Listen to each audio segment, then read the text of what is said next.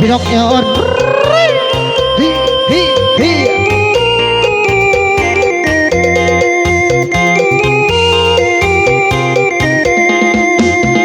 คุณน้อยอายเป็นคุณน้อยบรรทุกไหมที่มอเตอร์ไซค์คันเก่าเขาไม่แล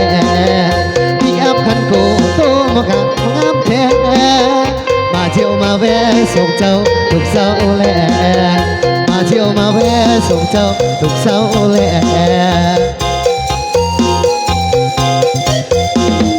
มอเตอร์ไซค์หักมอเตอร์ไซค์หักทางรูปร่าง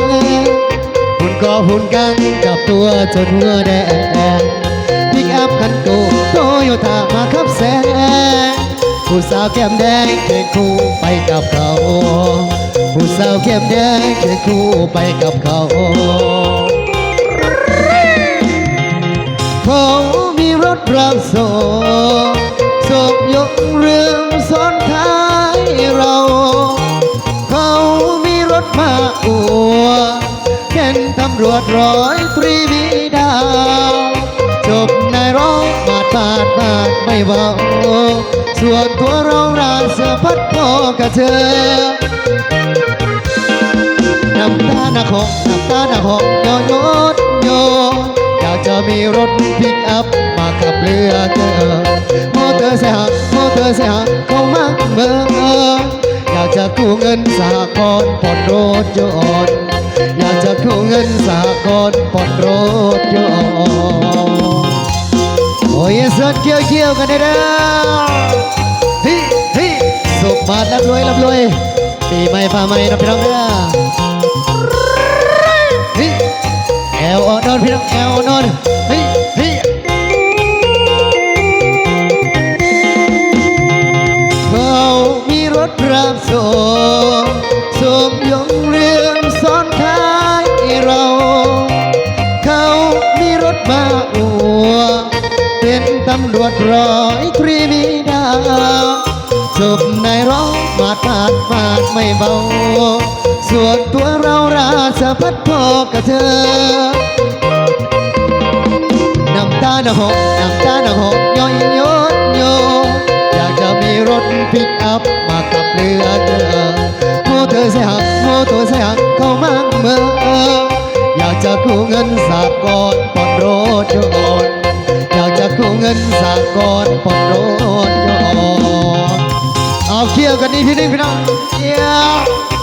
มอพิเศษสาวสดกันเลยกันเด้อสวัสดีเด้อ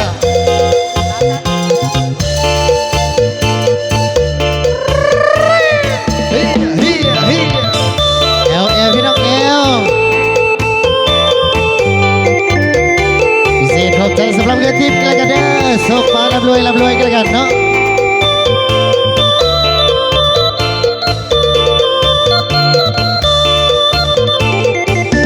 ไม่อยากจะคิดทุกอย่างไม่อยากจะคิดทุกสารเมื่อสาวฉันดังเสือเมื่อมีแฟนแล้วเขาก็เริ่มราคาสาวฉันเสยสม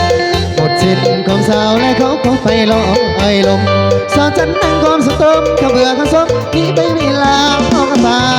นี่นั่นแหละน้องสาวฉันทักบอกว่าซองเอ้ก็ร้องจนมาหมดทุกท่าลายติดแล้วแม่นสนิทหายคนมาดีกว่าเขินคุยหามสาวฉันคนน้ำเจ้าเขียนให้พี่เขากินแล้วนี่ทักบอกพอเด็กเขาหยอกจังมันสมพวกจะโทรมาสนใจอายเด็กพวกจะเพ่สนใจฉันพวกจะเพ่สนใจอายสนใจอาย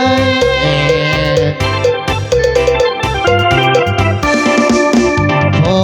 ใจหรือยังเศร้าจันหรือฝันหาชายคนใหม่โอ้ยหวนส่วนไม่สงสารเข้าบ้านของน้ำบ้านใจอายไปเห็นเขาก็แห้งคิดสั่งนอนนั่งเจ้ากะมองหัวใจแต่ฉันมันหายกันลาฉันอาสารับเปลี่ยนคนเก่าสาวจะได้อายนี่บ่อยากเว้าอยากเว้าให้เธอสาวเป็นมันมองไม่อยากร้องเพราะต้องอดทนนอนร้องเพลงหัวใจช้ำนอนร้องเพลงหัวใจซ้ำหัวใจช้ำเอาเกี่ยวกันพี่น้องเกี่ยว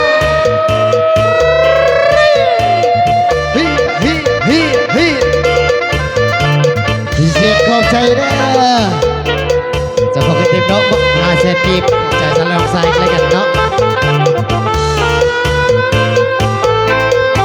สาวเสื้อขาวพี่น้องสาวเสื้อขาวหัวใจหรือยังเศร้าใจหรือฝันน่าชายคนใหม่ไว้หัวส่วนไหนสงสารเขาบ้านพร้อมน้ำมันเงินใจใหญ่ไปเห็นเขาก็แห่งคิดสั่งนอนนั่งเจ้ากะมองหัวใจกะใจมันไหลกันลาสิกันนะสาลำเป็นคนเก่าสาวท่านเอ้ยอ้ายที่บ่อยากเฝ้าอยากเฝ้าอยากเฝ้าอยากเฝ้านี่เธอสาวโอ้แม่นมันมองไม่อยากจะร้องเพราะต้องเก่งคุณนอนร้องเพลงหัวใจช้ำคุณนอนร้องเพลงหัวใจสามหัวใจช้ำ